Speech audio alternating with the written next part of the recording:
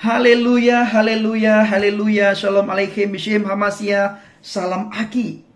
Aku kabarkan Injil keselamatan. Aki, aku kabarkan Injil keselamatan. Bapak Ibu yang dikasih Tuhan, ketemu lagi dengan saya, Evangelis Afraham Effendi Usman. Anaknu meyukhadim. Kita ini sangat istimewa. Saya istimewa, saudara istimewa, dan kita semua adalah orang-orang yang sangat istimewa di mata Elohim. Bapak Ibu yang dikasih Tuhan dan yang saya kasihi, pada kesempatan kali ini saya akan buat video yang saya kasih judul Orang yang meremehkan firman Tuhan berdosa. Nah, siapa dia Bapak Ibu? Khususnya orang-orang yang meremehkan. Kita melihat dalam beberapa hari ini banyak muncul saudara-saudara kita dari seberang. Mereka menghina dan mengolok-ngolok firman Tuhan. Padahal yang kita sampaikan adalah kebenaran. Mereka bukan mengcounter, tetapi mereka menghina firman Tuhan. Pada kesempatan kali ini saya katakan bahwa orang yang mengolok-ngolok firman Tuhan adalah orang yang berdosa. Orang yang meremehkan firman Tuhan adalah orang yang berdosa. Firman Tuhan atau kalimat Tuhan bersifat kekal. Sebagai firman Tuhan, ia adalah Tuhan. Karena ia adalah satu dengan Tuhan. Jadi Bapak Ibu, apakah berdosa bila kita meremehkan firman Tuhan? Firman Tuhan adalah setiap perkataan Tuhan yang berasal dari hati Tuhan. Alkitab mengajarkan bahwa kalimat Tuhan itu atau firman Tuhan itu adalah Tuhan. Sekitar 2000 tahun yang lalu, ia datang ke bumi dalam wujud manusia. Dalam Injil Yohanes 1 ayat 14. Di situ ditulis Bapak Ibu. Dan firman itu sudah menjadi daging dan berdiam di antara kita. Dan kita telah melihat kemuliaannya. Yaitu kemuliaan sebagai yang tunggal dari Bapa. Penuh anugerah dan kebenaran. Bapak Ibu yang dikasih Tuhan. Firman Tuhan berbicara kepada para nabi. Berbicara kepada para rasul. Pada zaman para nabi, firman Tuhanlah yang berbicara kepada para nabi sebelum mereka berbicara kepada umat Tuhan. Para nabi mendahului pesan yang disampaikan dengan Bapak Ibu dan Tuhan, yang disampaikan dengan beginilah firman Tuhan atau firman Tuhan kepadaku. Salah satu ayat yang menunjukkan bagaimana firman Tuhan berbicara kepada salah seorang nabi bernama Yehezkiel. Di dalam Yehezkiel 25 ayat 3, Bapak Ibu, tolong perhatikan baik-baik dan simak baik-baik. Dan engkau harus mengatakan kepada Bani Amon, dengarkanlah firman Tuhan Yahweh, beginilah Tuhan berfirman, karena engkau telah berkata, hore terhadap tempat kudusku, ketika dia dicemarkan, dan terhadap tanah Israel, ketika dia dihancurkan, dan terhadap keluarga Yehuda, ketika mereka pergi ke pembuangan. Yehezkiel 25 ayat 3. Bapak Ibu yang dikasih Tuhan, firman Tuhan menjadi manusia. Salah satu murid Yeshua HaMasyiah, salah satu murid Yesus Kristus, yaitu Yohanes, mengatakan bahwa dalam Injil Yohanes 1 ayat 14, dan firman itu sudah menjadi daging dan berdiam di antara kita. Dan kita telah melihat kemuliaannya, yaitu kemuliaan sebagai yang tunggal dari Bapa, penuh anugerah dan kebenaran. Bapak Ibu, firman itu bernama Yesus Kristus, atau dalam bahasa Arab dikatakan Isa Al-Masih.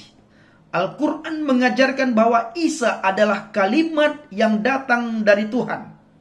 Dalam surat Ali Imran di situ dikatakan, ingatlah ketika malaikat berkata, hai Maryam, sesungguhnya Allah menggembirakan kamu dengan kalimat yang datang daripadanya, namanya Al-Masih Isa putra Maryam, seorang terkemuka di dunia dan di akhirat. Jelas Bapak Ibu, Yeshua HaMasyiah bukan ciptaan Tuhan. Alkitab mengatakan ia adalah pencipta. Mana buktinya? Yohanes 1 ayat 3. Segala sesuatu terjadi oleh dia, dan tanpa dia tidak ada satu hal pun yang telah terjadi. Dan Bapak Ibu, yang terpenting adalah bagaimana saudara dan saya menerima firman Tuhan.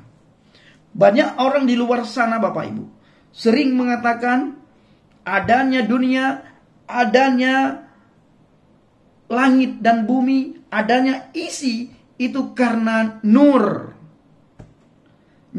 Nabi Muhammad.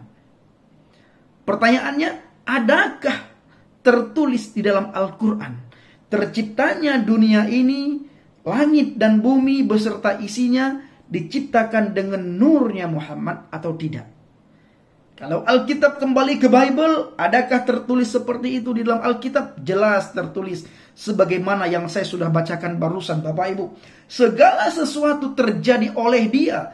Injil Yohanes 1 ayat 3. Dan tanpa Dia tidak ada satu hal pun yang telah terjadi. Yang terpenting Bapak Ibu apa? Yang terpenting adalah bagaimana saudara dan saya menerima firman itu. Menerima firman itu. Menerima firman itu. Ketika saudara menerima firman itu, maka saudara menerima firman. Menerima Tuhan.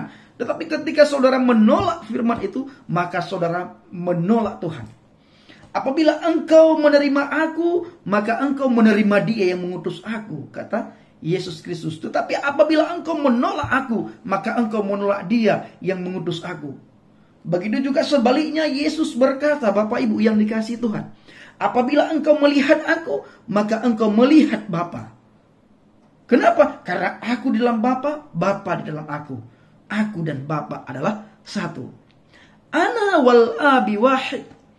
Ana wal abi wahid. Aku dan Bapa adalah satu. Bapak Ibu, sudah sepantasnya seluruh umat Tuhan meninggikan firman Tuhan, bukan? Saudara-saudara kita, orang Islam maupun orang Kristen yang berdosa bila meremehkan firman Tuhan. Sekali lagi saya katakan, agama manapun, penganut agama manapun, bila dia meremehkan firman Tuhan, maka orang tersebut berdosa. Tetapi yang terutama adalah menerima firman Tuhan yang meninggalkan surga untuk datang ke dunia. Siapa itu? Menerima Yesus Kristus berarti mempercayai siapa Dia, pengorbanannya bagi kita, dan mengikuti pengajarannya. Bapak Ibu yang kasih Tuhan, satu-satunya tujuan firman Tuhan datang ke dunia adalah untuk menebus umat manusia dari hukum dosa. Tanpa penebusan kita tidak dapat masuk surga. Apakah Anda mau menerima firman Tuhan dan penebusannya? Bapak Ibu melihat, akhir-akhir ini ada banyak saudara-saudara kita dari seberang yang muncul di Injil Channel Kabar Baik Habaget. Saya perlu katakan, semakin sering mereka muncul, maka semakin dekat mereka dengan kebenaran. Walaupun kemunculan mereka mencaci maki, menghina kita Bapak Ibu. Yang jelas Alkitab mencatat firman Tuhan yang saya sampaikan tidak akan kembali dengan sia-sia. Dan firman Tuhan yang saya sampaikan tidak akan keluar dengan sia-sia.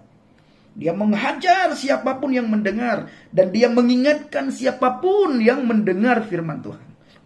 Toh pada suatu hari nanti, firman Tuhan yang didengar hari ini, sekali waktu, entah 1 tahun ke depan, 2 tahun kemudian, 10 tahun kemudian, puluhan tahun kemudian, firman itu akan berbicara dan menjadi rema bagi orang tersebut, bahwa orang tersebut pernah menghina firman Tuhan, pernah mencaci maki firman Tuhan, pernah mengolok-olok firman Tuhan di Injil Channel Kabar Baik Habaget, maka orang tersebut akan sadar. Dan orang itu akan berkata, ya Tuhan, tolong berikan waktu kepada saya 1 detik untuk datang kepada dunia, kembali ke dunia, untuk saya mengakui bahwa Engkaulah satu-satunya Tuhan dan Juru Selamat. Betapa berdosanya saya Tuhan, karena saya sudah mengolok-ngolok firman Tuhan yang disampaikan oleh hamba-Mu di dalam Injil Channel Kabar Baik Habaget. Orang itu Bapak Ibu akan merasakan kesedihan yang luar biasa, akan merasakan benar-benar kemalangan, benar-benar yang bisa kita katakan, benar-benar mereka merasa wah, tidak bisa kita ungkapkan dengan kata-kata.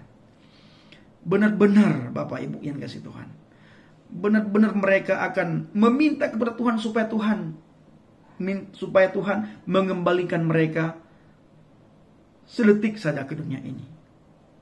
Tetapi waktu sudah terlambat.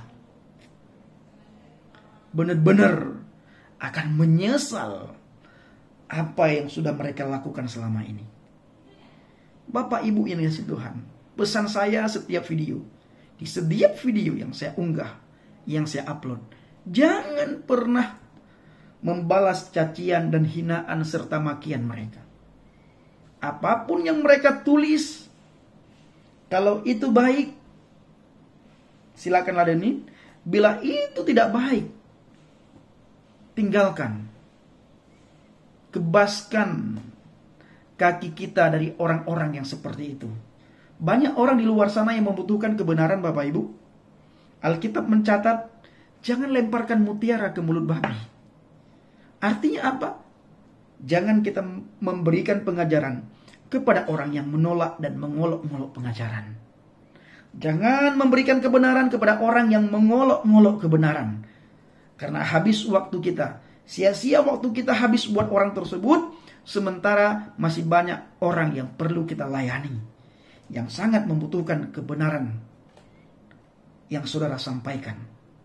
Maka dari itu pesan saya kepada seluruh anak Tuhan, kepada seluruh pengikut Kristus, kepada seluruh orang yang percaya, murah hatilah, tutur katalah yang sopan santun, lemah lembut, utamakan adab, budi pekerti dan akhlak yang mulia di setiap kehidupan saudara dan di setiap komentar-komentar saudara. Dan dimanapun saudara berada, utamakanlah adab, kesopanan, kesantunan di dalam bertutur kata. Terima kasih. Shalom alaikum bishim hamasiah. Salam aki. Aku kabarkan Injil keselamatan. Bapa Yahweh bishim Adonai Yesua hamasiah Waruah HaKodes memberkati kita semua. Haleluya. Amin.